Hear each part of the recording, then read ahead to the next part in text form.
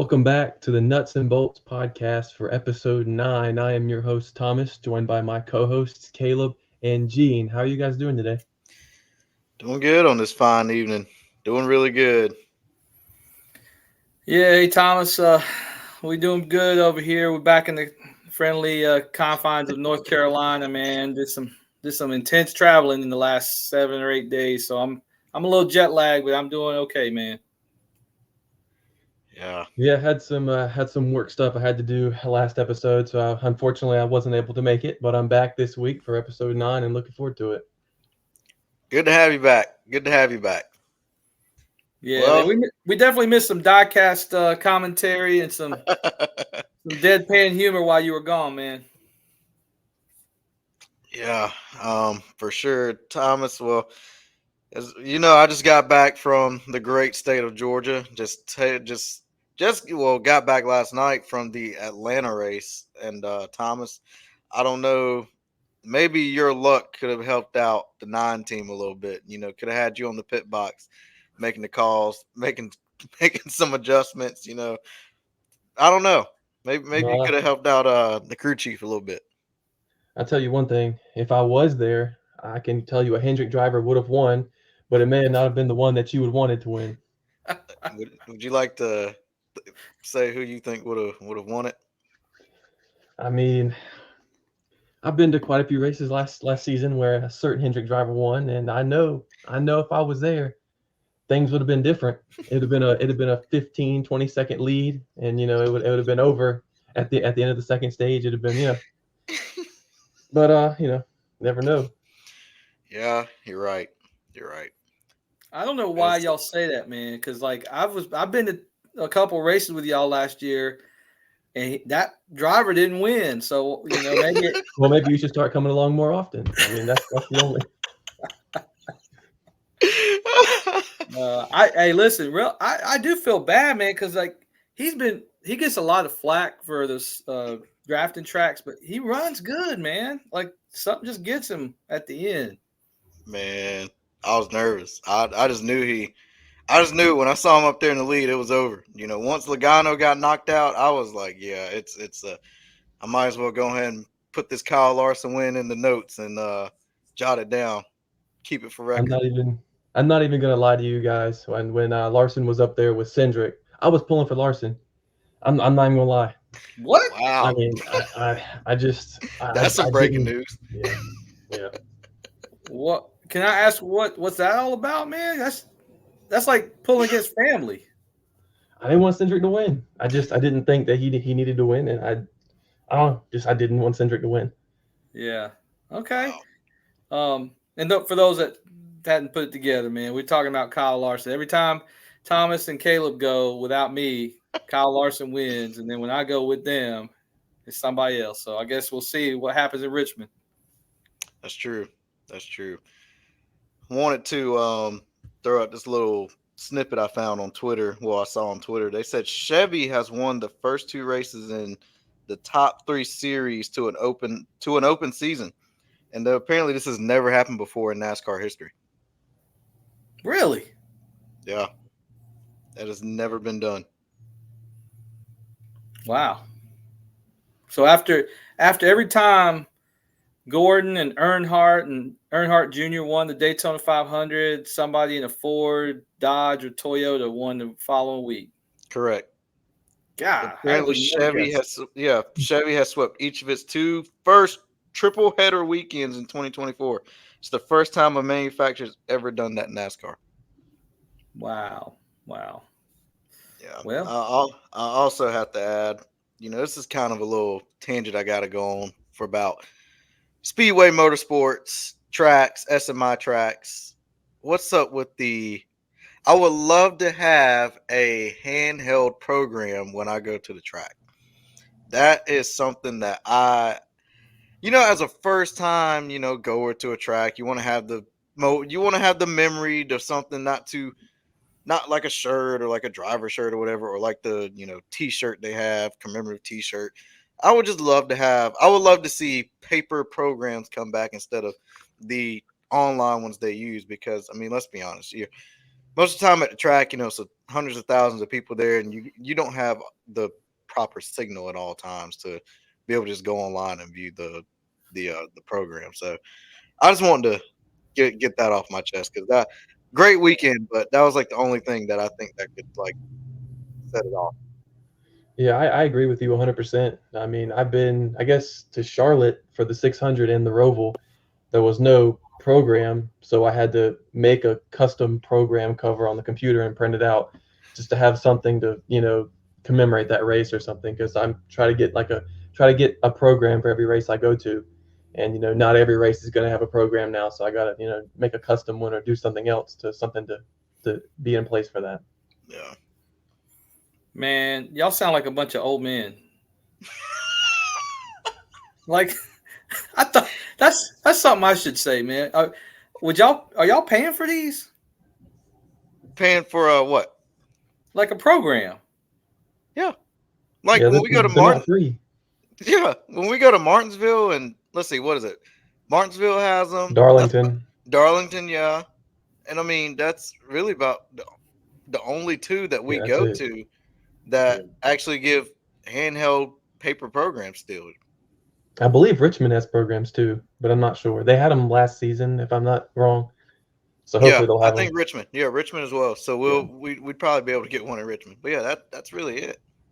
Wow, man. Well, hey, listen, I'm not trying to knock y'all's hustle there, but that's kind of surprising. That between that and the race pins, y'all are like acting like me, man. I actually collect race patches. So like the actual ones you can sew, but I don't sew them on anything. Like I actually collect I try to find them on eBay because that's the only place I know to check, but any kind of embroidered patch that says the racetrack, I do collect those, man. I missed a bid on the only one I ever saw on eBay was one for the old California Speedway, and it was a logo with the lights, and one popped up, and I was too slow and missed it, but yeah, that's one thing I do collect too.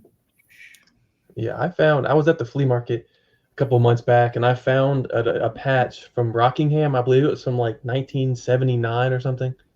It was really, really old.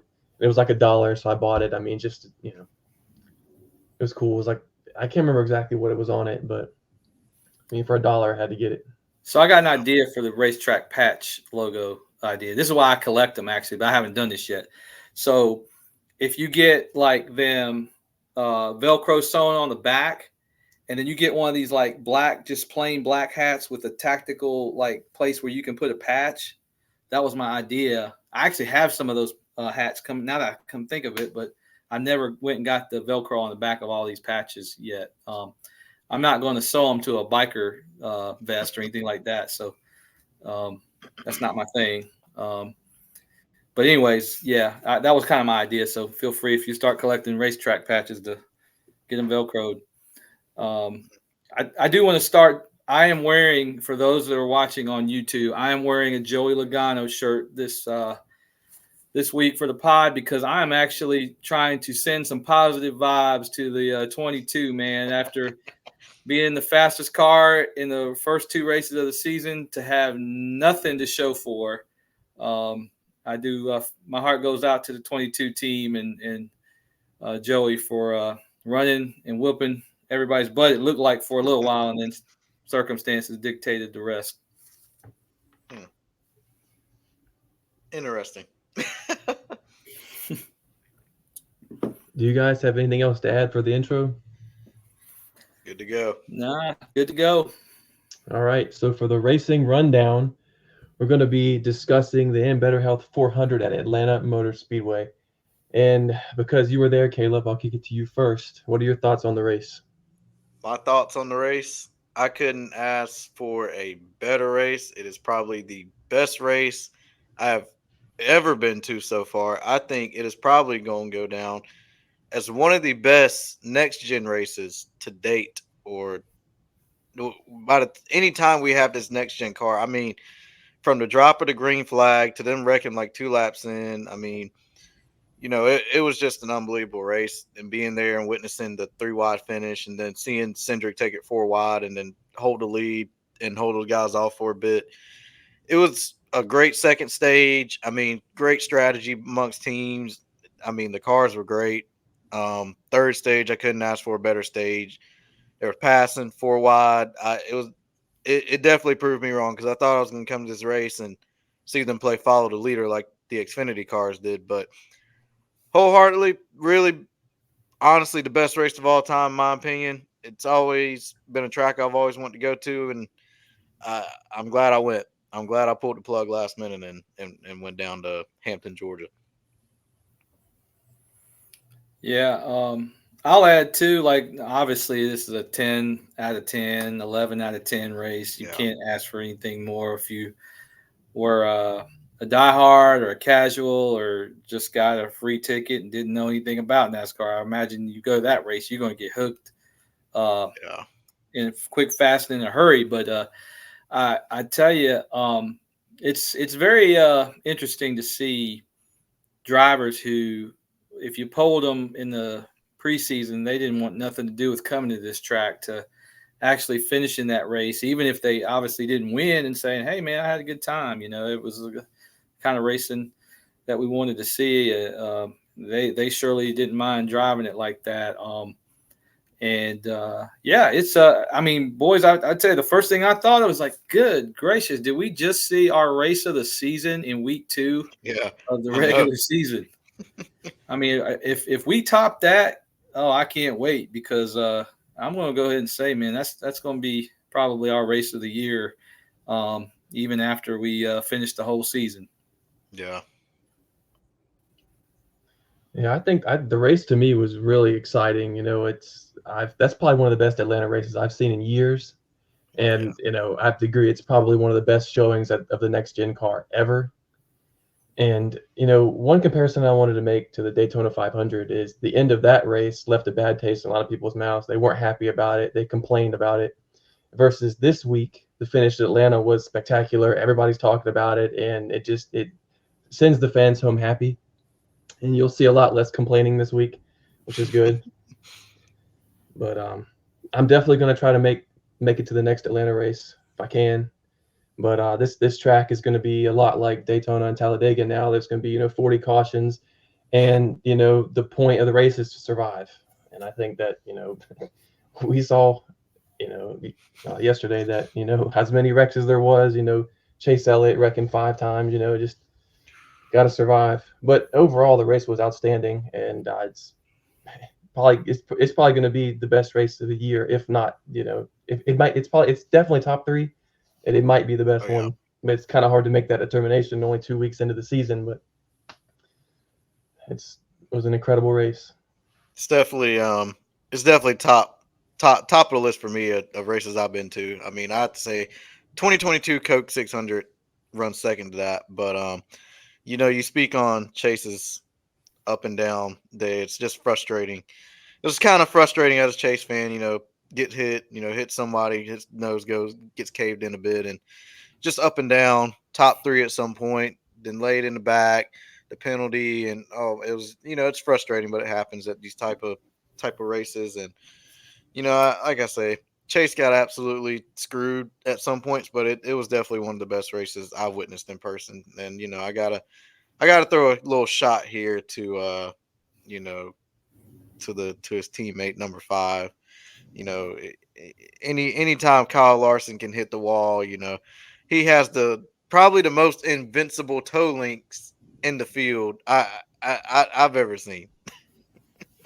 Man, what are you talking about? The only one I remember was in the playoffs last year. Where he flipped it off on Vegas, the Vegas wall, was it? Or that one, I'm going like way back here. I want to say like 2022 as well. Larson would smack the wall and continue on, but Chase will hit the wall. I think it's 2022 Coke 600. They both smacked the wall, and I think Larson's was fine. And then next Chase has got bent out of shape and he's spinning through the infield grass and whatnot. You're not gonna like my answer, Kaleb. Let me hear it. I can't do it to you, buddy. I can't. I'll just say this: it's supreme car control, man. It's favoritism by Hendrick is what it is. But hey, All right, listeners, I'm getting bullied here. I'm getting just tag Well, teamed here by these guys, man. Let me know in the comments what come to my rescue here. Does Kyle You- Larson does he get favoritism at Hendrick? speaking of Hendrick, Kaleb, I wanted to ask you, what are your thoughts on Chastain bumping Elliott? Do you think there was anything behind that, or I wanted to bring that up? I was very frustrated when I saw that, but I want to hear your thoughts on that specific incident. You know, when you're in the stands and you're like, gee, car spinning over there in turn 3, and next thing you know, you hear on the radio, oh, we just got dumped by the 1. It's like, come on. It's like my heart wants to be upset with Chastain, but I think he was just being a little too aggressive and pushing going into the corner, and ended up turning to 9, and we ended up getting Chastained, and he didn't take any damage, so he still sawed it off as a top 15 finish, and the only issue with that to me was like Chastain was like a lap down or something like that. So Yeah. like, what, I don't get why he was trying to race so hard that deep into the pack and you're a lap down. That, I don't know, but up and down day. It is at that point. Well, Chase was like, it is what it is in the first stage. So I mean, I was kind of like, I'm at this race, so I'm not surprised. Yeah. It really reminded me of the 2022 championship race when Ross Chastain and Chase Elliott got into it when they were going down the track. Oh yeah, I and forgot cut about that corner. That. Yeah. It reminded me of that. Hey, Kaleb, were you listening to Chase when it happened on the scanner? I was, yes. How scale of 1 to 10? How mad was he when it happened? Because I thought maybe he would be fuming. He wasn't really fuming, but he's definitely frustrated. Just frustrated throughout the day, and his team. I'd say AG was more optimistic more than Chase, because AG would make some calls and Chase would be like, well, on your call. I mean, it is what it is. I mean, it's whatever at this point, or he'll say something like that. It's kind of, he was just, I feel like he was just ready to get the race over with at that point, because at one point he was even like, oh, they're going to be tearing up more cars here in like 12 laps. So he was definitely expecting like 5 more cautions, or maybe to luck into a top 5 at some point in the race. Yeah, and I can't remember who Chastain was a lap down with, but it seemed to me like they were kind of, whoever that was, and for whatever reason I can't remember, but it's like they were racing to get the lucky dog maybe, and he was being too aggressive. I want to say Byron, maybe. I think Byron might have wrecked second of that, because I didn't realize Byron and McDowell had got into it, like had wrecked on pit road, coming on the pit road. I didn't see that until the day. I saw that on Twitter, and I was like, I completely missed that. I didn't even know that happened. Yeah, because they were, you know how the entrance to pit roads in entrance to 3. Yeah, that'd have been hard. If you're on I know where the awesome seats you had, that'd have kind of been hard to see, and there was no caution, and they just kind of spun around and kept it moving. Right. Yeah. Real quick on that, just I was surprised. So I was on a flight back home when the race started, and I didn't know I could watch the race. They had free live TV on the plane, and I was able to watch the whole race pretty much. So I was pretty stoked about that. You must flew Delta. No, this is American, man. Wow. Well. Yeah, it was American. So yeah, I didn't miss anything, luckily, and boy, I wouldn't have wanted to miss that for the world, man. The whole race was awesome. Yeah, I felt kind of bad. I was like, me and Thomas is up here blowing his phone up about the race, and he's up there thousands of feet in the air and missing everything. I didn't know you had live TV up there. Yeah, I don't know if that's a new thing. I don't know if I just stumbled onto some luck and wasn't supposed to have access to it, but I watched it, man, for sure when I found it. Now, can we just dispense with the pleasantries and say on the NASCAR Nuts and Bolts race meter, it's the judges give it a 10, a 10, a 10, a perfect score? Oh, for sure. Like, absolutely. Yeah. That's nothing less. No Russian judges in this race, man. I won't take any more Atlanta slander from here on out. I think that track's starting to wear a little bit more, and the drivers are actually got to drive it a little bit. Okay. Well, I do agree with Thomas in the fact that the playoff race may not be as intense because it might be raced a little differently.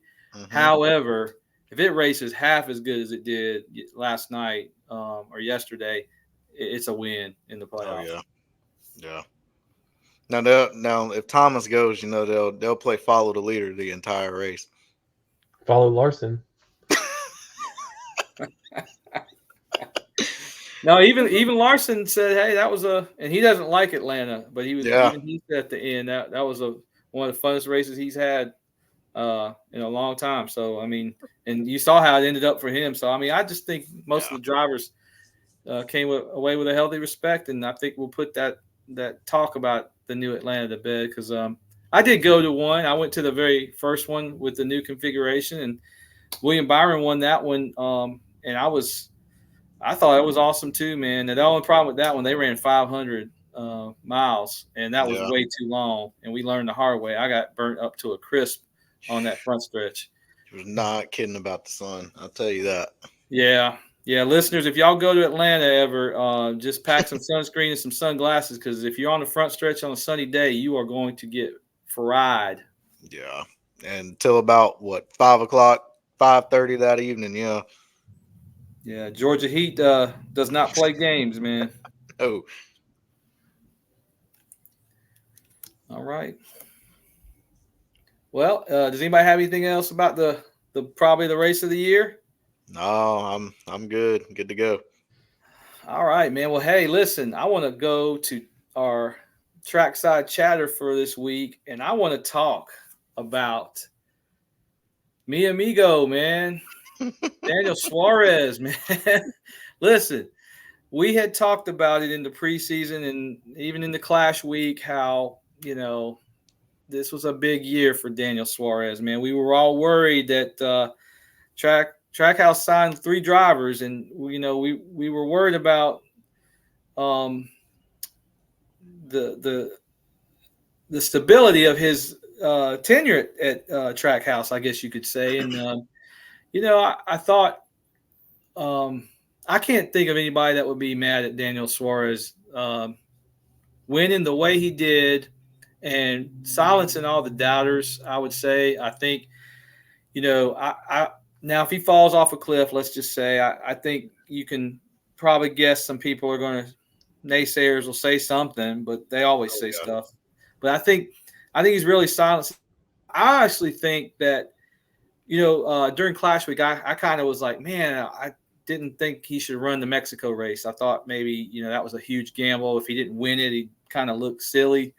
Lo and behold, he does win it. What are y'all's thoughts about how that win might have catapulted his performance, really, even in the first 2 races? I know he didn't get a result in Daytona that he wanted, but I'll say that he was fast. I mean, it wasn't like, he was an also ran there. So I thought maybe that helped him in a way. And what are y'all's thoughts on that? Yeah.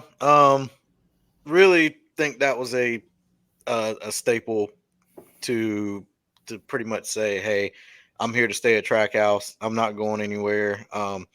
He definitely ran his race all day.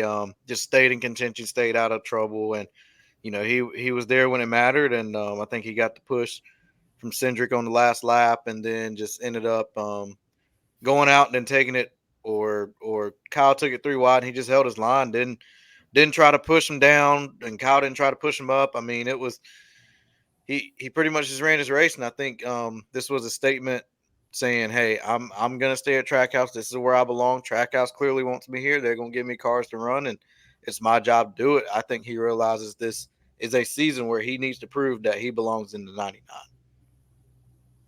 Yeah, absolutely. Thomas, what are your thoughts, man? Well, we'll go back a little bit to the NASCAR Mexico Series race that he won. His only other Cup race that he won before Atlanta was Sonoma in 2022. So it's been a long time since he's won a race, and I think that the Mexico Series race maybe gave him a little bit of a boost of confidence heading into the season. And with the big win in Atlanta, I'll have to agree with Kaleb on this one, that it shows that Suarez is here to stay and that he deserves to be where he's at.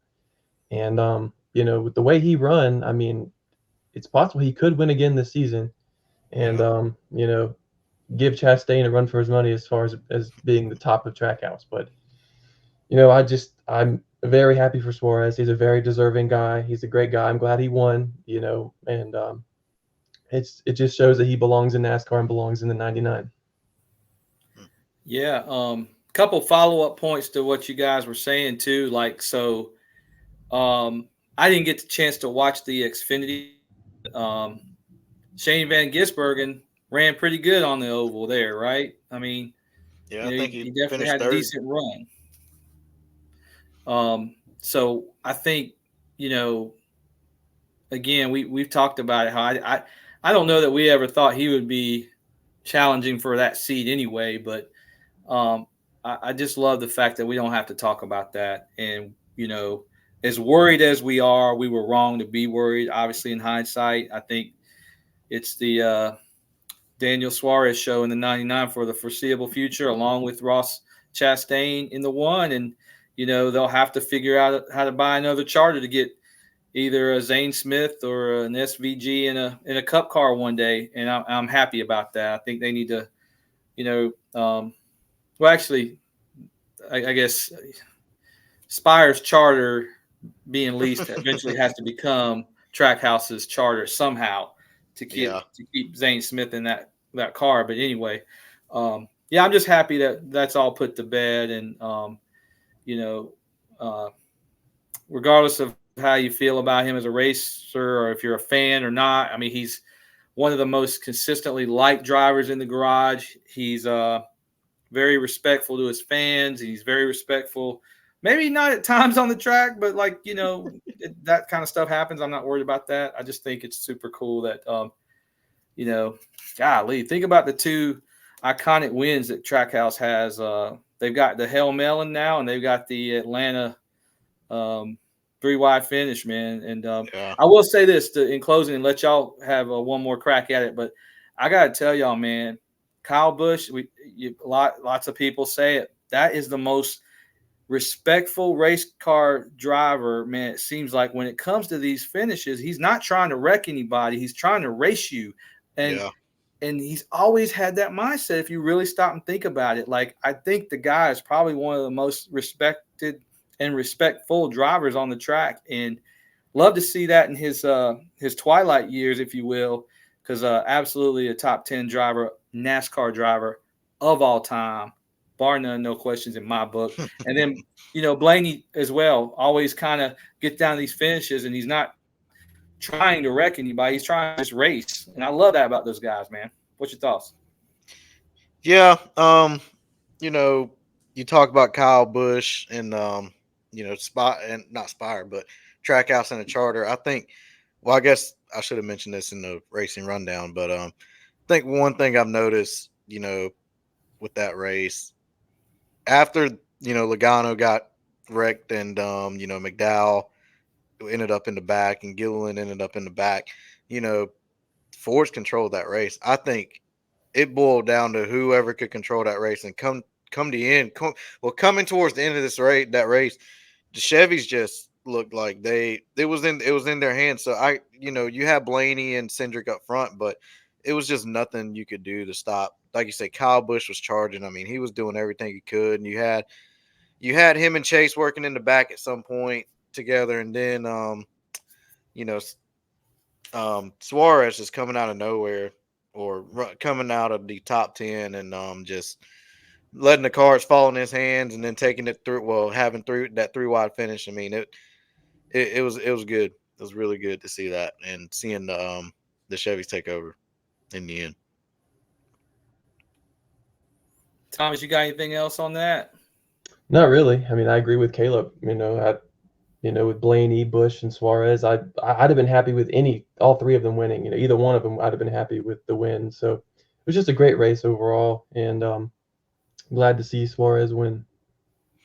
Yeah, I gotta add. You mentioned something about Kyle Busch and racing now. I didn't really notice it until this past Sunday. I didn't realize how many people actually like Kyle Busch now. I don't know if it's the leaving Toyota thing, what Junior and them alluded to. I don't know if it's joining Chevy, or just racing with RCR.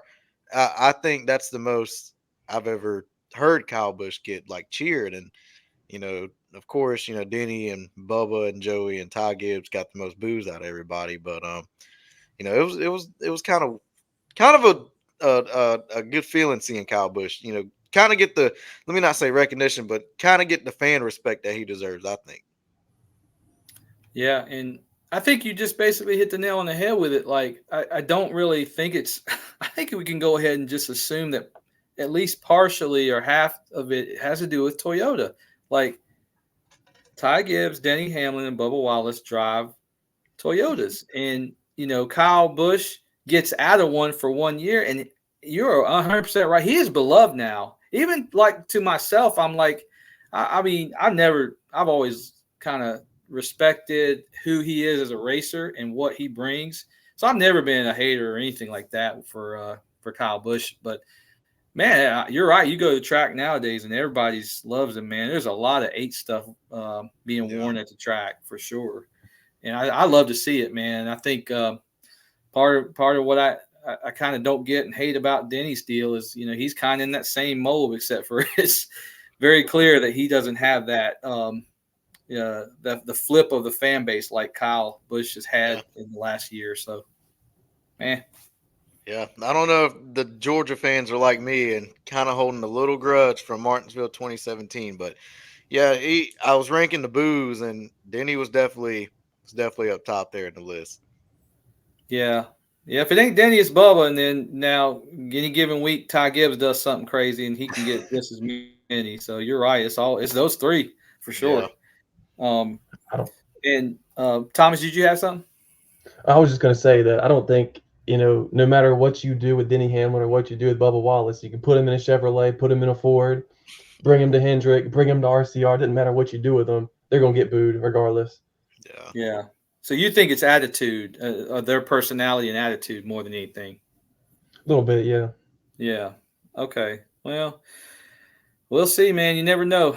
Denny gets on a winning streak. I will say in Daytona now, and I mentioned it last week, I saw more 11 stuff walking around the track, shirts, hats, coats even. I don't know why somebody – I guess in the rain. That Saturday I did see some Denny coats, but the driver uniform jackets. Swag. But oh yeah, for sure. But yeah, man, we'll see how that goes as we move forward, and it's good to see the 8, not necessarily the 3, but the 8 running really well for Childress.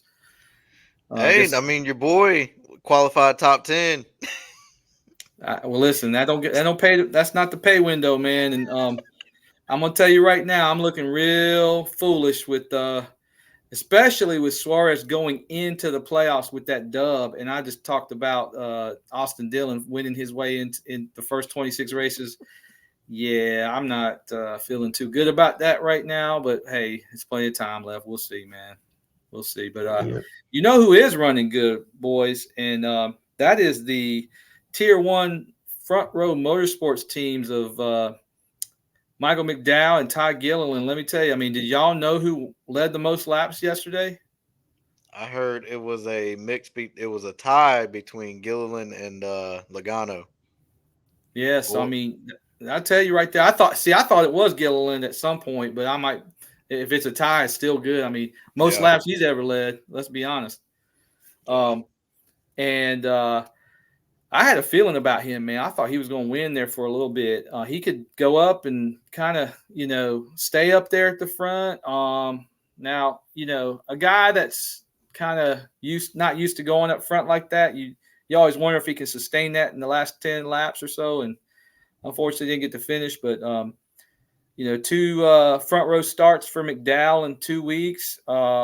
This is clearly a Tier 1 team now. I mean, I don't know what changed overnight like that, and it wasn't like they ran terribly bad last year, but they are legit. It seems like. What are y'all's thoughts? Yeah, if McDowell's head swelling ain't went down from winning to 500, it's definitely getting bigger. But yeah, I mean, definitely a shock. didn't think they'll come back here, and well, I didn't think they'll come to Atlanta and win, or not win, but win the pole. And I guess it's that Penske alliance they got now. I mean, they're up there, leading laps, getting the pole, running with Joey, running with Blaney. I mean, and heck, even Cindric these past two races. I mean, it's definitely a shock, and especially to see Todd Gilliland up there like that. Because I said all day Sunday, if Joey didn't wreck out, and him and Gilliland were tight that second stage. So if him and Gilliland didn't wreck out, it was definitely going to be one of those two, if not three, winning the race. Because McDowell could work his way up through the field, and even when he was back there in the pack, mid pack, he was still working his way up with no problem. High, low, middle, wherever he could run his car wherever on the track. Yeah, Thomas, what you thinking about these Fords from Front Row Motorsports? I mean, they're kind of living up to their name, anyways. I'm really surprised to see them run up front. To be honest, I mean, I was not expecting this at all from them. But Michael McDowell was tickled to death to get his first career pole. He was so excited for that. I mean, I'm happy for him, but I mean, it was surprising to me to see how fast they were in Atlanta. But who knows? McDowell might win a race soon. You never know, and it's never know. Yeah. Yeah, and I just want to, two other things that I want to touch on regarding Ford is, what did y'all think about the Webb glove gate of Joey Logano and the roof rails on the 41 and the 10 that we have yet to see how that's going to play out with any fines or points deductions?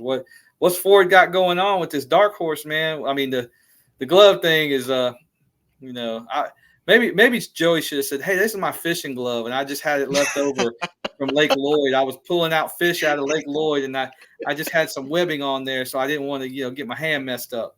So I don't know, trying to help Joey out, man.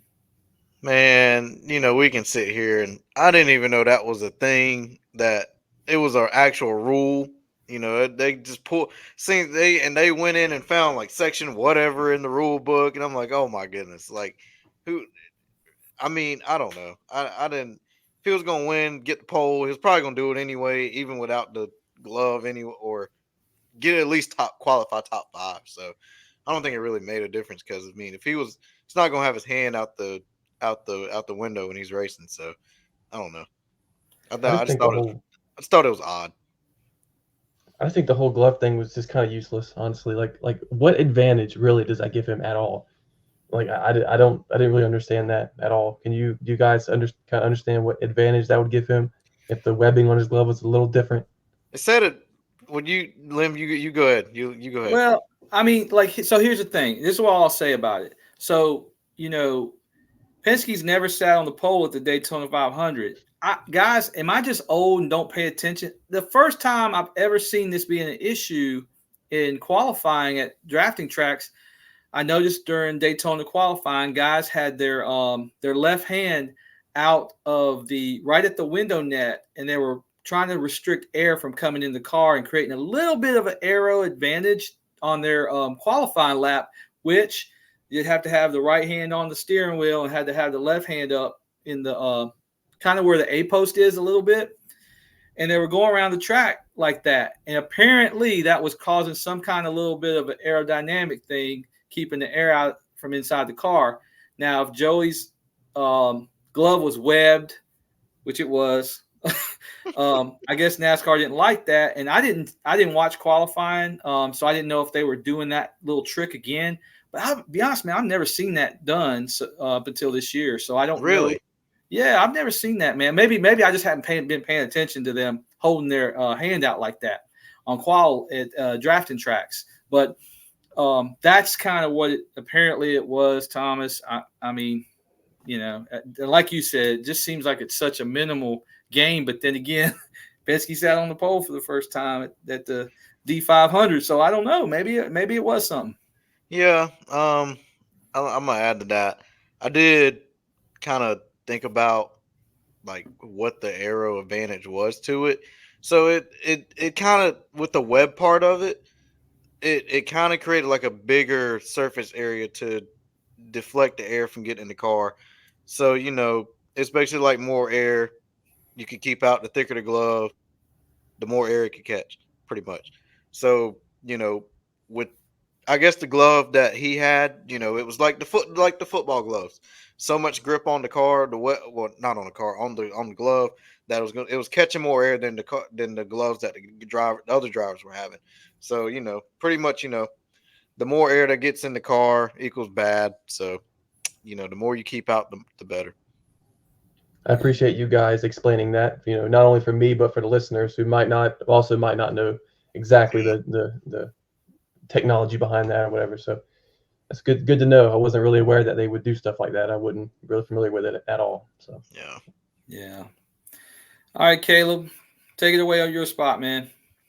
Yeah, so let's dive into our speedway spectacle here, fellas. So let's talk about the place that Mr. Flag the Flag just flew back from. Let's talk Las Vegas Speedway. We're gonna go into our Las Vegas preview. So guys, let's talk race winners, pole winners. What are we expecting going into Las Vegas this upcoming weekend? Well, I tell you, I was a week too early on a business trip to Las Vegas, but let me tell you something, man. That's a spot I think the N&B Crew should hit up at some point, because I'm gonna be honest, man. I 40 some odd years on planet Earth, I never would have thought Las Vegas. I always resisted going there for anything because I just thought that wouldn't be my town, man. And let me tell you, boys, it was legit. I had a ball, man. It was a kind of sensory overload, mesmerizing to be there. Even if it was for work stuff, and then you go out, and kind of be amongst the people at night, and it was a blast. But track's about 15 to 20 minutes away, but it's straight up interstate off the Vegas Strip, and man, that just seems like a place to go. But I think first normal race of the year, I guess, if you will.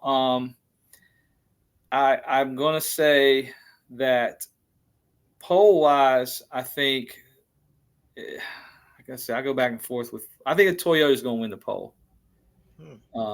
We've had a Ford win. We've had a Ford win in week 2. I'm gonna go with Toyota on the normal track, and I'm gonna say Denny Hamlin gets the pole, but Joey Logano cannot have 3 bad races in a row, guys. Ain't no way. Former Vegas winner. I wore the shirt, man. I'm going to go with Joey Logano. Gets off this bad run of luck and wins in Las Vegas in week 3 and starts to get his season on track, which is, let's be honest, the way he's going to run this year, all he needs is one win to get it going, right? Yeah, I agree. Thomas, what you got? So I'm going to go for the pole winner. I'm going to stick with the trend, and I'm going to go with the Ford to win the pole in Vegas. And I'm picking Chris Buescher to win the pole.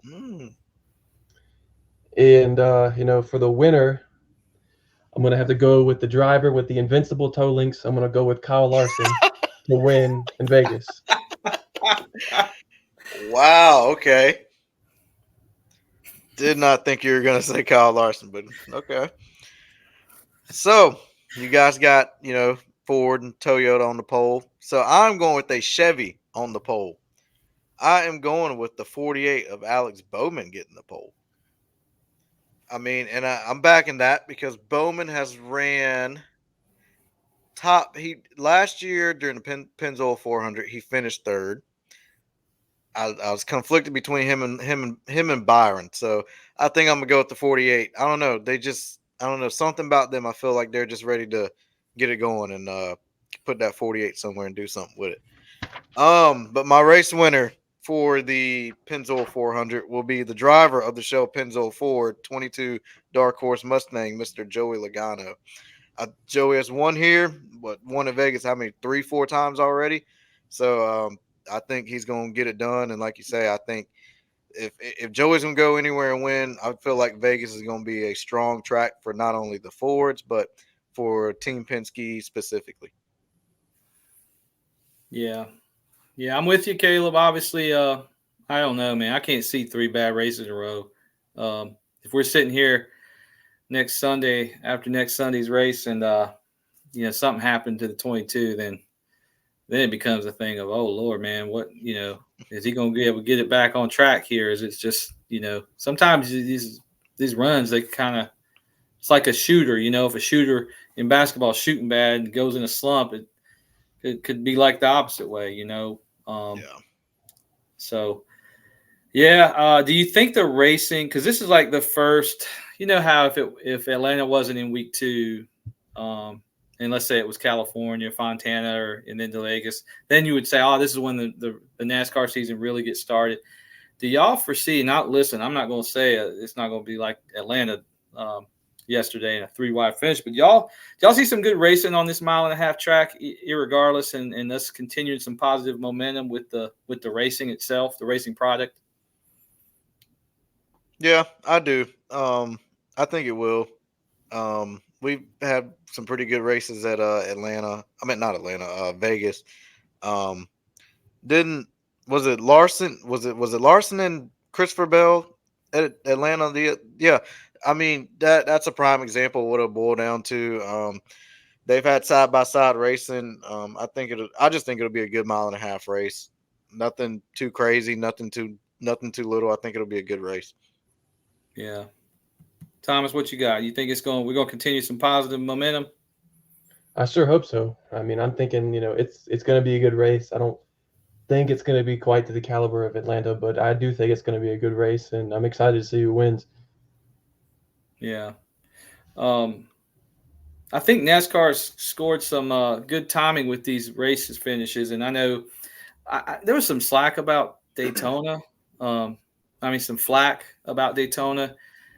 I wasn't at all like that. Didn't bother me at all for some reason. I just wasn't, I wasn't going to bash NASCAR for that finish at all. It just is what it was, reckon at coming to the white flag. But for those that kind of maybe jumped on after the NASCAR Full Speed Netflix series, do y'all think we're gaining some momentum? I mean, Kaleb, you saw that Atlanta stands were packed, man, more than I ever remembered, probably a decade or more.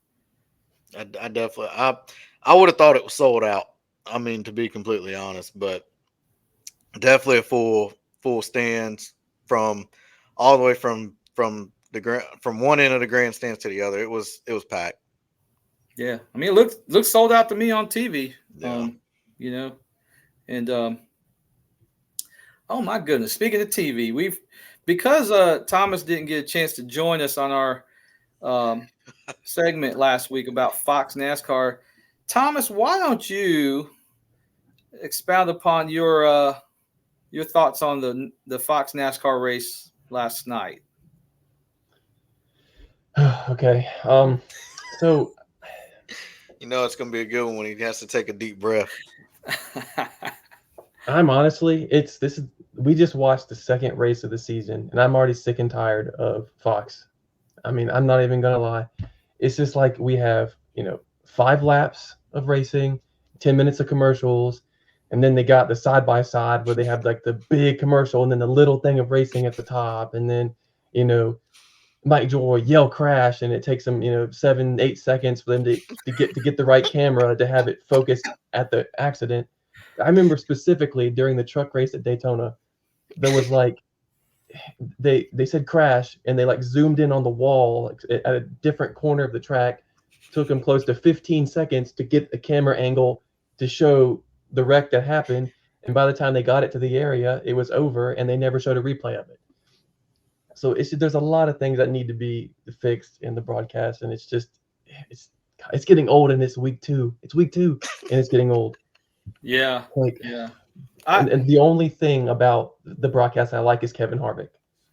I mean, he adds some watchability to the broadcast. Yes. Yeah. I don't even know if that's a word, but it is now. Yeah. It's only a word if it's a word if you say the word, so it's a word. Yeah. I'll agree with you in that he brings instant credibility and perspective and know-how, and I don't know, boys. I'm getting jet lagged. I ain't gonna lie to you, but Kaleb told me at the Daytona 500 the week prior that they did a crank it up during the pit stop, and I couldn't believe it. Yep. And doggone if they didn't do it again in Atlanta. And I could have sworn there was one upcoming pit stop sequence that we knew it was coming, and they went to commercial, and I think we might have missed some. I believe it. Of course. Thomas, did you remember that? Because I want to say that happened yesterday. Yep. I have to go back and rewatch, man. So it's like those two things are just things you would not see on NBC. You wouldn't see like the pit window open and they go to commercial during the pit window, like, and then you would never see like if you're gonna showcase the sound, all you're gonna hear is the air guns. Yeah. You can't beat the sound of screeching tires and air impact wrenches. You can't beat the sound of that. But when they're going 180 full throttle down backstretch at Atlanta, go to commercial. But you want to hear audio from the pit stops. You want to hear tires screeching because it's like waste. It's a waste. I know. I'm with you. Like I don't know if people need their little ringtones updated and they want to give them those little sounds. I don't know, man. It just seemed kind of funky when he told me they did it in Daytona, and doggone if they didn't do it again in Atlanta. So, I mean, I do know the producer of Fox NASCAR has pretty much probably been doing it since 2001. Is it Artie Kempner? I think so, yeah. Yeah, I mean, maybe that has something to do with it, man. Is that sometimes, it's time to hang up something, I know I don't go out and play pickup basketball anymore. These knees and stuff don't take that kind of stuff. So I don't know if Artie's executive producing skills have diminished or what, but I don't know. It's different. Now I gotta ask, when they did the side by side, did they do that like little, like I want to say 45, those 3 45-second Wendy's commercials, like back to back to back? I don't remember what exactly the commercials were, but they were stuff nobody cares about. I mean, it wasn't important. It was just a waste of time, just to take away from what we're there to watch, which is racing. At some point, I almost forgot I was watching a race. Yeah, because I used to didn't they used to do, if there was a crash, it would like automatically go straight to the race instead of keeping it on the commercial, and then then like let the commercial play or 2 other commercials play, and then trouble turn 2. We had trouble in turn 2, and so wrecked 15 minutes ago. Yeah. I can't remember if it was like I think it was like E-Step or Iceberg, and they were talking. It was E-Step, I think, but he was talking about how like the way that we ingest commercials and advertising now has drastically changed. When we're on our phones, it's home of the little 5 to 10 second ad, and that's it. And you skip half of those, but like I think it's time for network TV to rethink their broadcast model. And I don't know. I don't think that products have much of a way to push back on that. I don't know, man. I don't know how it all works. It just seems to me like breaking away from action like NASCAR can produce for like, 3 or 4 minutes or whatever it is, it's risky, man. We miss a lot of stuff. Especially at a race like that or the Daytona 500. Yes, absolutely. I'm honestly surprised that we didn't have to watch the 3-way finish in side by side with no audio. I thought for sure, they're gonna cut away with 2 laps to go, and then we're just gonna have to watch it in a tiny little box. Or they cut away and you start looking at somebody riding around in the back, and they're showing. Yeah. They're showing a messed up decal in the car in 36th place, zooming in on it. It's just useless. It's just... Yeah, I don't know, Fox. We're pulling for you guys and girls, but I don't know. It's just different, man. It's just different. I don't know. Yeah. And then I saw something today where there was a rumor about Junior being courted by Amazon. Did y'all see something? God. I hadn't seen that one. Yeah. No, Somebody seen that. Yeah, well, I think there's I don't want to say baseless. It could be rooted in some rumor, but if you peruse YouTube or whatever, you might find some stuff on there about that rumor out there. But I don't know. Fox. We talked about it last week. If Kaleb was a Fox exec, he'd already have Junior signed, man. Oh yeah. It would be one of the few things that could save him. I mean, I'm pulling for Fox. I want them to have a good broadcast. I mean, they have a huge history with NASCAR, and I want them to be good, but it's just so frustrating. And I know we're not the only 3 people out there who feel that way. No, absolutely not. Yeah, and I feel bad because I've been watching them for 23 years or whatever, and yeah, to me it's like, I mean, do something just a little different. Do something, kind of. I get you want to stay to your roots, but I mean, not all of them. Anyway, yeah. I mean, I understand that you can't get away from commercials and stuff like that completely, but just dial it down a little bit. And there's definitely improvements that could be made, and I hope that they listen and they understand that. But yeah.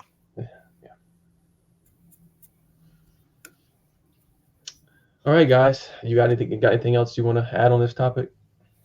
No, I think you got it all covered. All right, so for tonight's fuel for thought, I wanted to bring up the idea of, do other 1.5-mile tracks need to repave and follow suit with Atlanta? What are your guys' thoughts on that? I don't think so, because not every race should be a super speedway race that comes across the board. I mean, maybe Texas might need to take a hint, but I don't think they should do it. Texas just needs to just go away. But I definitely think this could have been a worse time to demolish Fontana, because you're following up with a race like Atlanta, and now you're, like you say, yeah, we're going to Vegas, but I think the racing that Fontana produced these last 2 years with the next gen, it was great. And I mean, the type of racing that we have at Atlanta, it remains glorious and special. And I don't want to oversaturate it. I don't want to overuse it anywhere else. And making everything a restrictor plate track type race, I mean, it will hurt NASCAR. I think it will also hurt the future talent of NASCAR. So I don't think any other no track should do it. Maybe, like 2 more maybe if they were to do it, but I don't think it should remain untouched if they do anything else. I agree with you 100%. I just think they need to wait and not make any changes now. I mean, we saw one good race at Atlanta, and I think there needs to be a lot more evidence, before they start even considering repaving or doing anything. And after they did repave Atlanta, all the trash talk about Atlanta and how they ruined it. And I'm not saying that they ruined it, but there is a possibility that they could ruin other tracks and make them worse.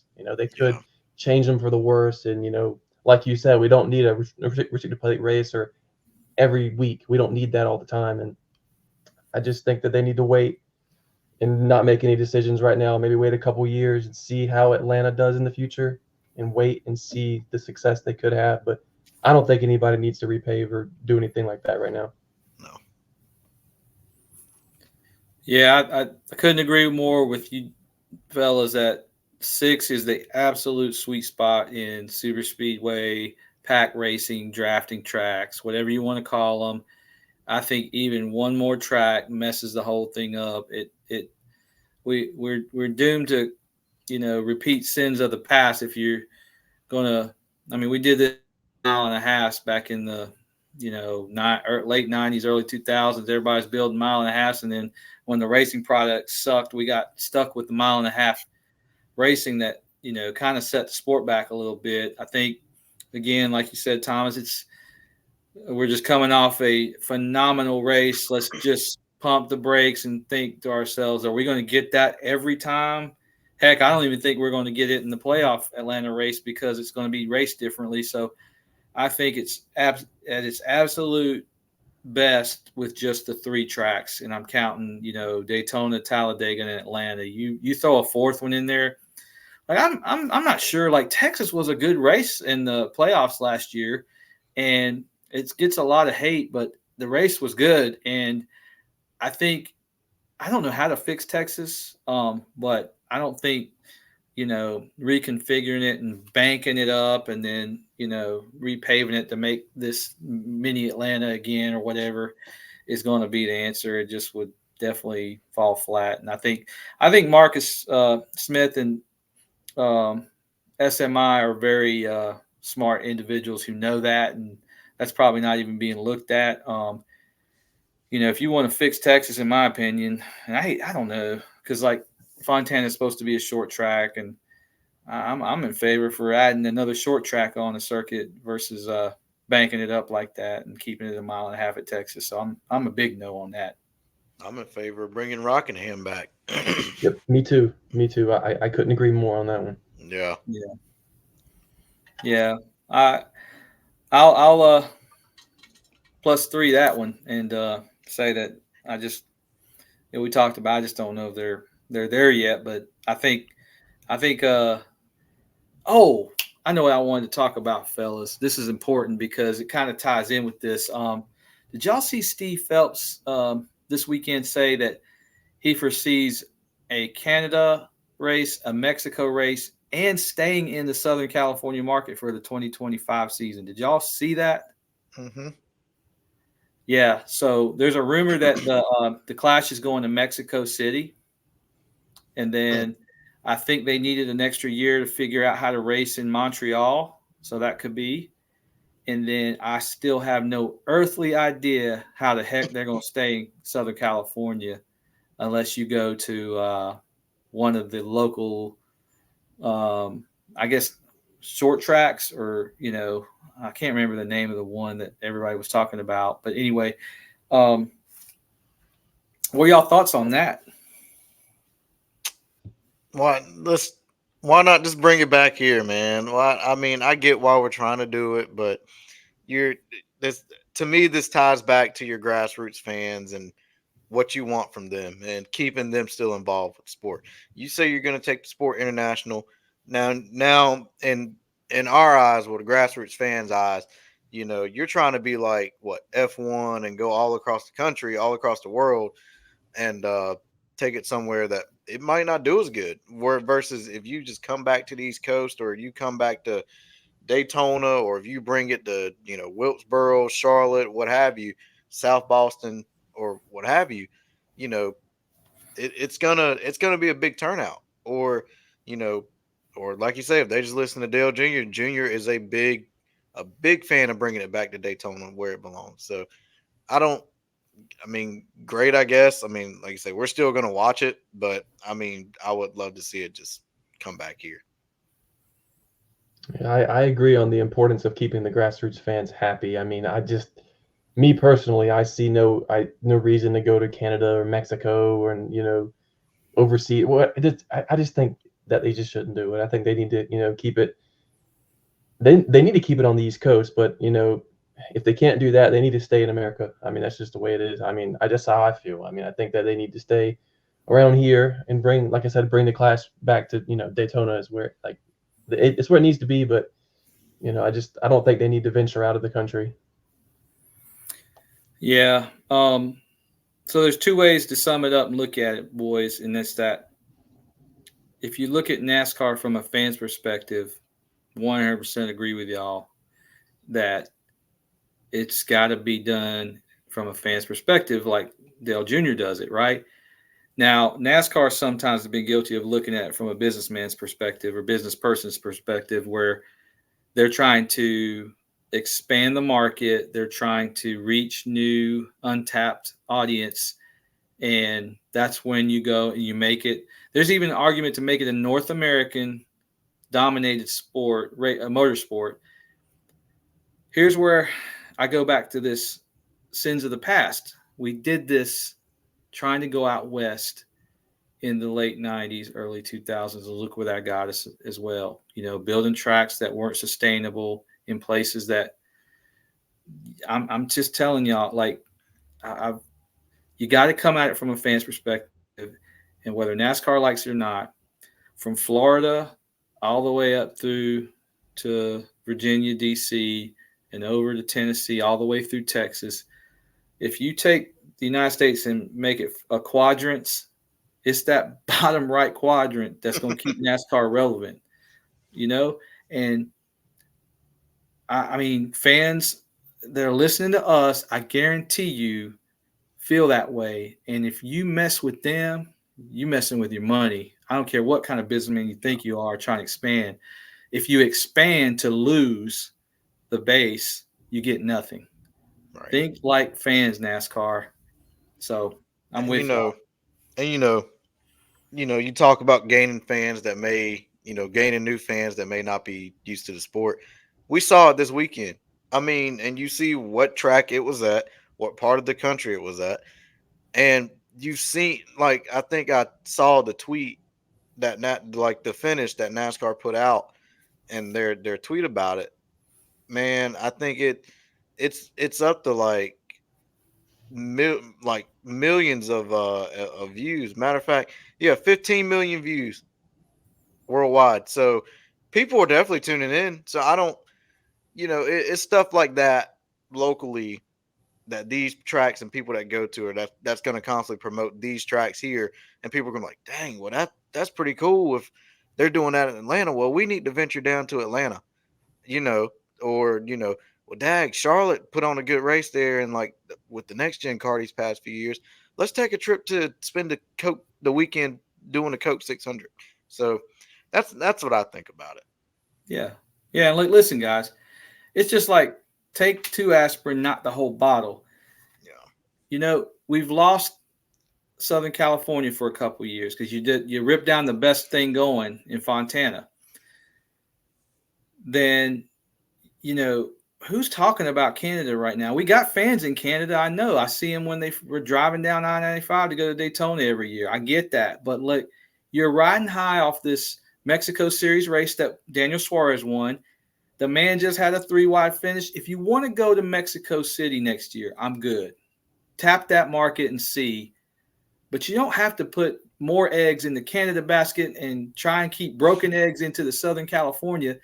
Focus on one. And then the next year, do the other one. And like, I think just NASCAR is trying to, do too much, basically, in my opinion. So I'm trying to strike a balance with it because I do understand we do need to gain new fans, but don't do it all like boom, boom, boom. And then there's 3 races that you now get displaced. Does that mean there's no Rockingham? I'm going to tell you that right now. There'll be no Rockingham in 2025. I'd be worried for Wilkesboro. And then I guess they take a Texas race or would they? No, heck, they've already done that. They'll take a Darlington off or another Martinsville off, and it'll be one race of the season. Come on, man. I'm about to throw my hat down. Man, look, we just got 2 back with Darlington. We just got 2 races back with Darlington. But if I'm NASCAR, I'm like, hey, if anything, let's take this championship race and move it from Phoenix and let's move it to Atlanta. Yeah. Well, and you still got Nashville Fairgrounds to think about. Yeah. So,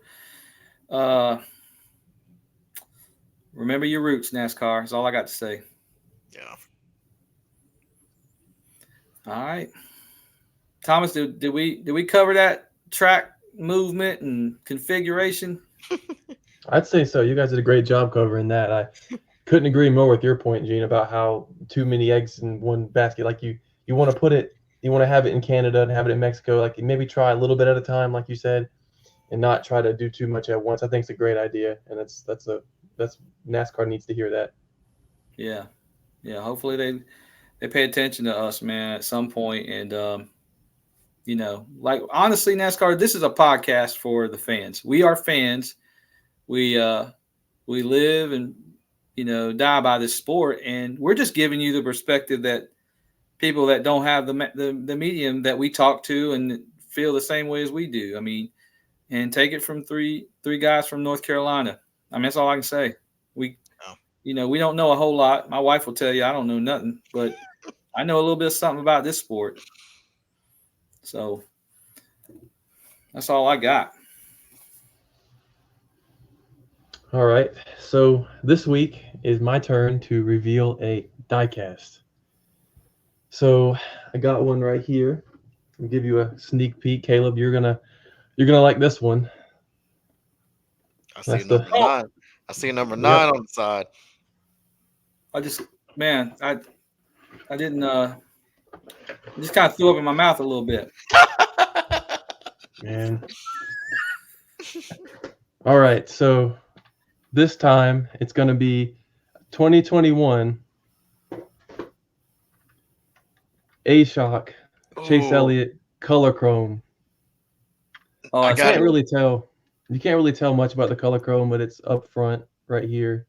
It looks really, really good. I'm not gonna lie. Oh, now I gotta get. Now I gotta Yeah. get the A-Shot car. I've been back and forth with it. I wasn't gonna get it. But now I'm not gonna get the color chrome though. But I gotta get the standard A-Shot car. I think honestly you need to get the color chrome. I mean it's not that shiny. It's more of a Like a matte. it's more of a matte kind of. It's almost kind of like a liquid color almost. I mean it's supposed to be black, but it's more grayish. It actually looks really good. That was So, one of my favorite schemes of his that he had, and I just never got the 124 of it. yeah. Yeah, that's pretty awesome, man. I tell you, it looks good in color chrome. You know, I'm the standard finish guy, but I gotta be honest, that looks pretty awesome. Yep. Thomas, do you mind if I piggyback on yours when you're done? Because I didn't get a chance to lug one to Vegas, so I didn't do a diecast reveal last week. Go ahead. Do you remember what I promised you the next time I did a diecast reveal? That it wouldn't be Larson? Or that it would be one of the two? Yeah, no, I promised you I wouldn't, man. And I got one, but I ain't gonna do it. I can't. Caleb, I can't do it, man. I'm a man of my word, man. If I mean, go ahead. I mean, I understand. I mean, I get it. I get it. I mean, it's man. it's hard to veer away from Larson. I get it. Nah, listen, that can wait till some other time, man. I want to show y'all when it was Saturday in Daytona, raining all day, and I was around the track trying to look for things, man. I told you I found something, man, and Caleb I know already has one, but look at this beautiful box, by the way. Look at that beautiful box for YouTube. And those on Spotify, I have one of these half boxes from 2022. Showing the car. Yep, listen, it's surprisingly in good shape, but I made sure to keep it that way. Oh, look, I can't get. Oh, there it goes. The stupid sleeve, and then this is Joey Logano's 2022 Phoenix win. I had been looking for one, and I kind of missed the boat on them. Kaleb got the last one at the Concord Mills Lionel, and I'm in the actual pit shop at Daytona, USA, and I walk in, and they got a couple of banger diecasts still when I walked in that Saturday, and this is one of them. This is the Phoenix win from 2022 second championship. I got it for retail, which I was super psyched. But Thomas, if you're still in the market, there is one on eBay for about $85, which is retail, and then it's got some really cool like the aqua, orange, and yellow Southwest from Phoenix Raceway. What do you call that? Confetti. Mm-hmm. And super pumped to get this on Daytona 500 Speed Weeks weekend. Now, I will tell you, I did have to make a hard decision. Guess which one they had that I left on the shelf to get this? If I had to take a wild guess, I'm going to assume it's the 20 – well, you can't see it on this one, but the 2022 Darlington win of his. I would have just bought both, man. I swear. Kaleb nailed it, man. I had to leave that red and gold throwback scheme that he bumped Byron out of the way and got him a spring Darlington win. I thought Joey was a little bit over the top with that bump, by the way. He didn't have to wreck my man a little bit. But anyway, that's Joey. You know, you get him, he's gonna get you back in spades. But anyways, it's an all Joey Logano episode for me, fellas, and I definitely want to keep to my word, Thomas. So that Larson diecast will come at a different time. Oh, I know. Now, you know, we're talking about that Joey Darlington throwback. You know, I think Penske still has a couple. up there at the shop. I They got ordered Elite? mine. No, I think standard ARC. Yeah, I don't know about that. I'm Now looking for the you liquid now you color, have to man. check. You have to check Penske's website because I when I went to visit Penske, they had them in there, but I did not get it at the time. But then I found that Joey Championship diecast in Lionel, and I was like, well, might as well get it. And I ended up going online to Penske's shop and ordering online. I got here in like 2 days, or a day, so it was well worth it. So I'd say check Penske's shop and see if they still got any left. Wow, good looking out, Kaleb. I'll be on the lookout, man. Yeah, me too. I want a race win of like every driver who I like, which is pretty much all of them. So that satisfies my Logano race win. But now it's got me wanting the 2020 or the 2018 championship. Good luck. I lucked out on Facebook Marketplace and got that car for $100. Oh my God. Yeah, I did see God. a listing on Marketplace for a Truex Championship car for 70. I'm thinking about messaging that seller, and I might try to get that one. Oh, that's a deal. If you don't get it, you better let me or Kaleb know, because that's a deal. You're not gonna find that Bass Pro Shop with all the confetti and race damage on it from Homestead if you don't get that. The 78, yeah, you better get that.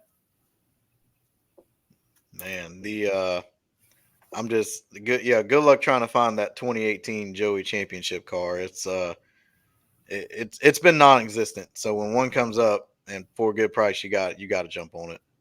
Yeah. Oh man. So I do for the outro. I do have one confession I need to make to y'all. So I was in Las Vegas this week. Mm-hmm. You know they have casinos. You know they have sports books. Caesars, BetMGM. Uh-huh. You name it, they got it. So you good. You finish your story. No, listen, I before I say this, if you got something you want to say, go ahead and say it, because it's a confession, so I'm not in any hurry. No, I was gonna say, were you down there, keeping Kyle Busch's BetMGM sponsor, feeling that sponsorship on the hood of the car for another race? Maybe, but I did lay down 2 championship bets. Now, if y'all remember, for our preseason picks, I was adamant that Denny Hamlin was going to be. I'm all in for Denny Hamlin in 2024, but I didn't like the odds. The odds were not in my favor. Like, it's not like I don't think he's going to win. I just didn't like the money return on the odds. So I went in a couple different directions. So I did lay down some bet on Larson to do his thing in 24 and have Thomas, all upset, and Kaleb too, I guess. So I put, I'm a Larson guy. I had to put my money where my mouth was. So don't hate me on that. But instead of going for Denny, I had awesome odds on the 2024.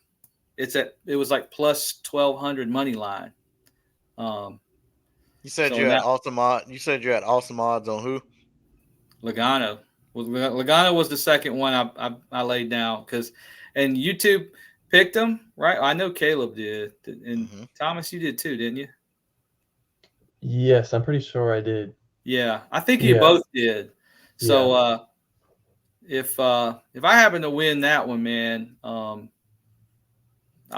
throw a little party with some of the winnings, man, and we can all celebrate, because y'all did pick him. I didn't, but when it came down to lay some actual money down, I just liked his odds better because they were much. He was a little bit more of an underdog than Denny Hamlin. So interesting. That's my confession. Kind of a hypocrite, but hey, when it comes to money, don't bet your heart. Look at the money lines and things like that. So, sorry, Denny. Well, I did bet my heart with Kyle, but I guess I'll tell you where my heart is. Yeah.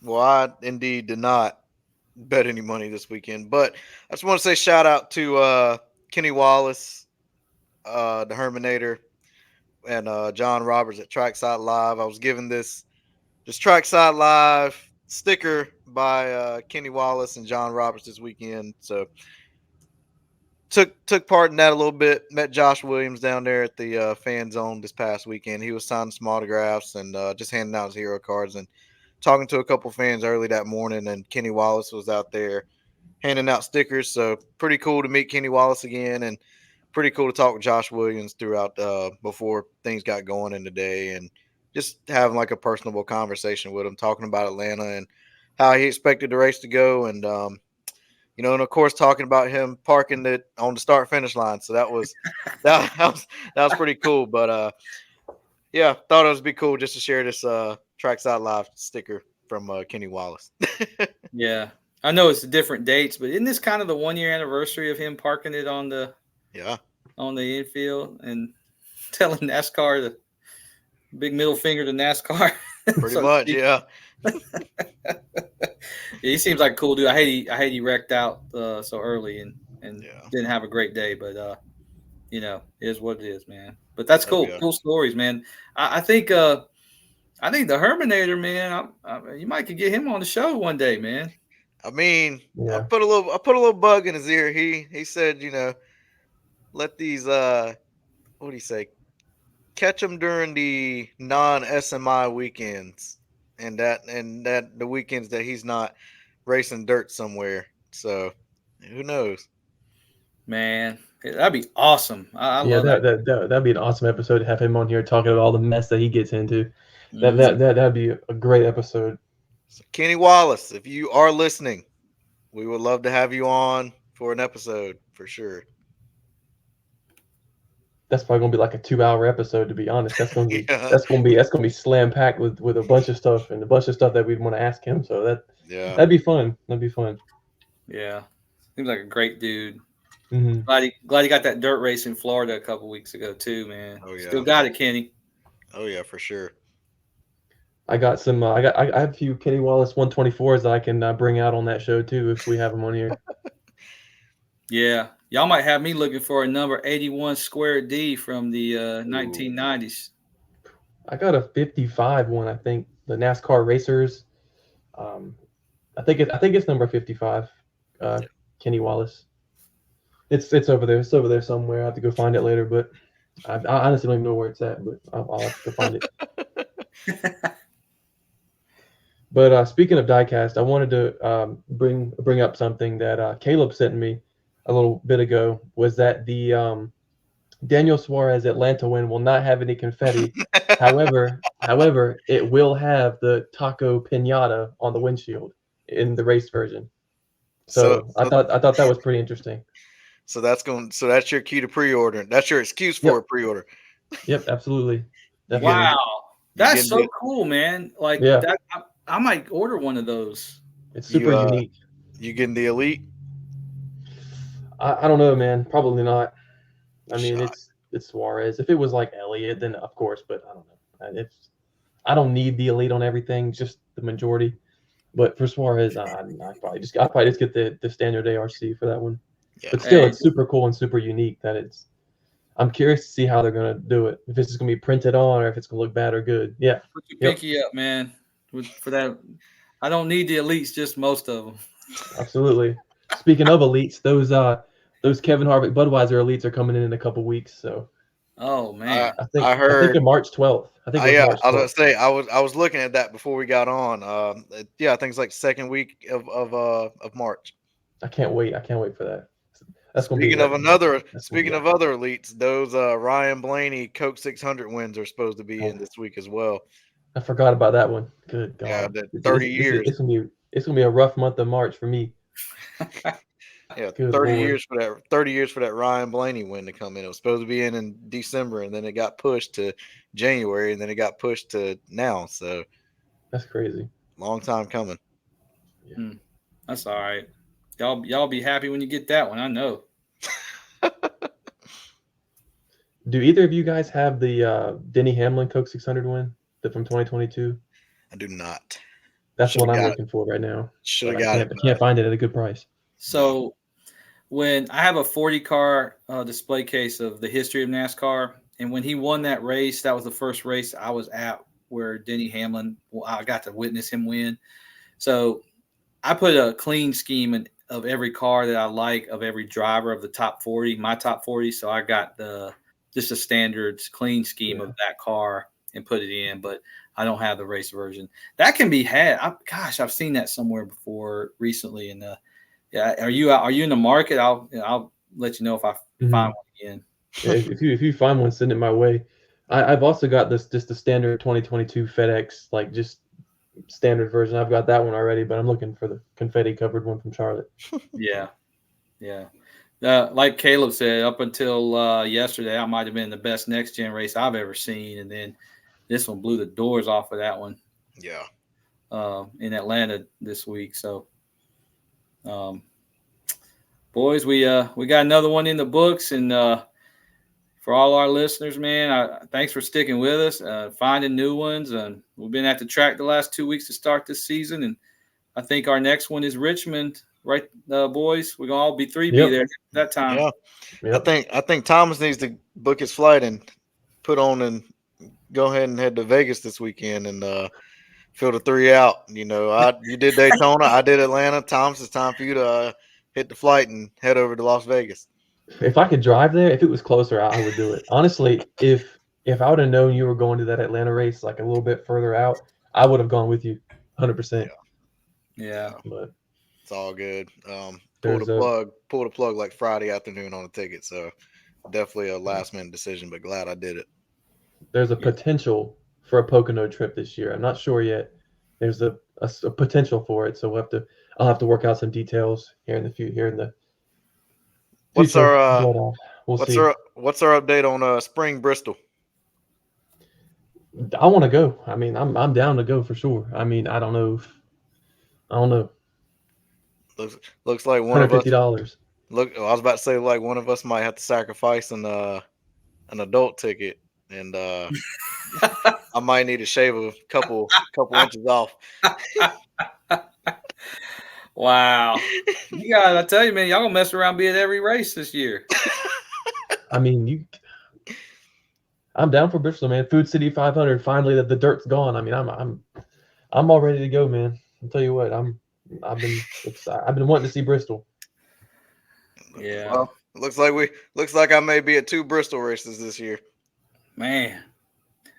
Yeah, boys, it's all. I got that run of Martinsville. I'm sorry, Richmond, Martinsville, short break, and then we still hadn't settled if we're doing Spring Darlington. So I don't know, but right now it's a no. But I'm open. I don't think I'm be able to do it. Yeah, I'm thinking I might sacrifice. The Spring Darlington. No, I might sacrifice the fall Darlington race to do Atlanta the weekend after. Wow. I might do that. Sounds good. That sounds like a plan to me. I'm trying to get to Atlanta. Now, y'all just saying that because y'all don't want to see Larson get his back-to-back Southern 500s, but that's okay. I'll tell you, I'm gonna order that Larson Darlington win for sure. That's definitely gonna happen. Now, like you say, Monday's Labor Day, so plans could possibly change at any moment. And I like, man, Darlington ain't looking too bad, and then and get up and head to Atlanta, that next weekend. So who knows? But Thomas, let's work something out about that Spring Bristol. You don't have to, man. Gonna have to. Crazy, y'all living it up, man. Listen, hey, real big shout out to the listeners who stayed with us this whole time, because this is officially our longest episode of the Nuts and Bolts podcast. So appreciate you entertaining with us, man. And if you want to get a fan's perspective, tune in every week with us, man. That's all we do is we talk NASCAR like we do at the track. Oh yeah. Is that all you guys got for the outro? Yep. I think we covered all of the above on that one. Okay, well, thanks for listening to the Nuts and Bolts podcast. If you like what you heard and want to see more, you can find us on YouTube, TikTok, Instagram, and Spotify. And join us next week for episode 10 of the Nuts and Bolts podcast.